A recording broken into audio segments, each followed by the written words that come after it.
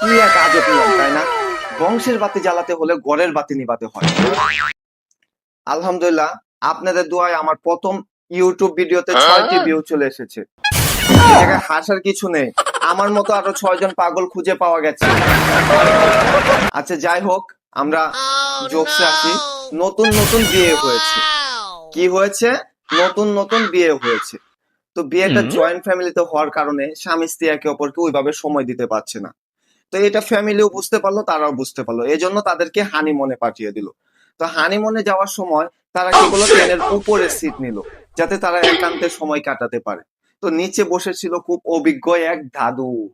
তো উপরে যখন তারা রোমান্স করছে, তখন স্ত্রী বাধা দিল যে না, এখানে এগুলো করা যাবে না, লোকজন খারাপ বলবে। তো স্বামী বলছে কোনো খারাপ বলবে না, তুমি কি করবে, যে আম জাম কাঁঠাল লিচু এগুলো বলতে থাকবে, তাহলে সবাই মনে করবে আমরা ফল খাচ্ছি। কি খাচ্ছি? ফল খাচ্ছি। তো যে কথা সেই কাজ, তারা আম জাম কাঁঠাল লিচু এগুলো বলতেছে। তো নিচে যে অভিজ্ঞ দাদু বসেছিল, উনি উপরে তাকিয়ে বলতেছে, দাদু ভাই, তোমরা ফল খাচ্ছ ভালো কথা, কিন্তু সব রস আমার শরীরে ফেলছো কেন? স্ত্রী স্বামীর জন্য উপোস করেছে। কি করেছে জনগণ? উপোস করেছে। তো স্বামী এটা জানতে পারলো, জেনে স্ত্রীকে বলতেছে, কি ব্যাপার, তুমি আমার জন্য উপোস করেছো? স্ত্রী বলতেছে যে হ্যাঁ, এরকম বউ তুমি কোথায় পাবে, তোমার জন্য আমি উপোস করেছি।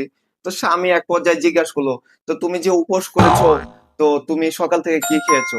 ওই তেমন কিছু না, 4টা আপেল 4টা কলা, 250 আঙ্গুল ফল, 250 কাঠবাদাম, 250 চীনা বাদাম, 250 টিকিয়া আলু, এই যে অল্প একটু সাবুর পায়েস, আর একটু পরে ফলের রস। বাস, বাস, বাস, বাস, বাস। আর বলতে হবে না, তুমি খুব শক্ত উপোস করেছো। মোটা বউ আর চিকন স্বামী দুজন শুয়েছিল ঘরের মধ্যে। তো এই অবস্থায় কি করে, ঘরে ভুল করে এক চোর ঢুকে পড়ে। কি ঢুকে পড়ে জনগণ? চোর ঢুকে পড়ে। তো কোনোভাবে ওই চিকন স্বামী বুঝতে পারে যে ঘরে চোর ঢুকেছে। তো বউকে ডাকছে, বউ বউ বউ, উঠলি না, তাড়াতাড়ি উঠ, ঘরে তো চোর ঢুকেছে। তো এ দেখে দুজন আস্তে আস্তে উঠলো এবং ওই চোরকে ধরে ফেললো। চোরকে ধরে মোটা বউ ইচ্ছা রকম কেলানি দিল। কেলানি দিয়ে চোরের উপর বসে চুল দিয়ে ধরে রাখলো। আর স্বামীকে বলল, তুমি তাড়াতাড়ি পুলিশে ফোন দাও, এই চোর বেটাকে পুলিশে দিতে হবে। তো স্বামী অনেকক্ষণ খোঁজাখুঁজির পর বউকে ভয়ে বলতেও পারছে না, মাথা চুলকাচ্ছে। এ দেখে চোর বলতেছে, ভাই কি হয়েছে আমাকে বলেন। বলতেছে, ভাই আমি যে পুলিশকে কল দেবো, আমার ফোন খুঁজে পাচ্ছি না। তো এই কথা শুনে চোর বলতেছে, ভাই তাড়াতাড়ি আমার পকেট থেকে মোবাইল বার করেন এবং পুলিশকে কল দেন, আপনার বউ আর 5 মিনিট আমার উপর থাকলে আমি শেষ। কিছুদিন আগের কথা, আমি খুব অসুস্থ, এই জন্য ডাক্তারের কাছে গেলাম। তো ডাক্তারকে আমার সকল সমস্যা খুলে বললাম, উনিও সবকিছু শুনলো।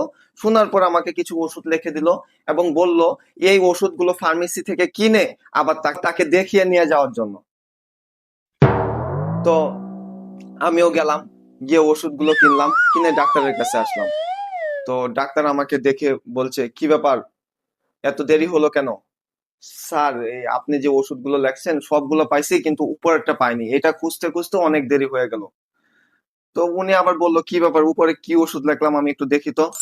তো উনি তাকিয়ে বলতেছে, ও আচ্ছা, এইটা এটা তো কোনো ওষুধ না, আমার কলমের কালি ঠিকভাবে উঠছে কিনা এটা দেখার জন্য আমি দাগ দিয়েছিলাম। তা আমি তো রীতিমতো অবাক, কি ব্যাপার, আপনি কলমের কালি চেক দেওয়ার জন্য ডাক দিয়েছেন, অথচ ফার্মেসিতে আমি গেলাম, এক ফার্মেসিতে বললো যে এটার নাকি অনেক ডিমান্ড, এই জন্য নাকি এটা কিনতে হলে এক্সট্রা 200 টাকা দিতে হবে।